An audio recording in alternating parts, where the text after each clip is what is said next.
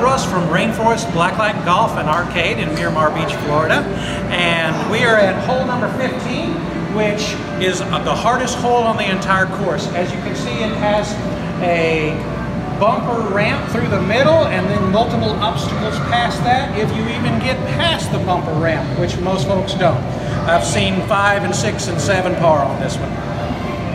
Okay. I think I have my strategy. What's your strategy? I think I'm going to try to angle it to where it goes to that little divot right there in the obstacle course. But I hope it's going to work. Alright, alright. Whoa! Hey. Whoa! Alright, alright, alright. How do you feel about that shot? Not very good. Not very good. I thought it was going to hit it at a different angle. Now, what's the par on this court? On this? 3, but you know, you can do that if you go around. But through it, yeah, you should. I think you'll get 3. Maybe I can get it in. You can get 3. Yeah. Oh! Are you kidding? You were robbed.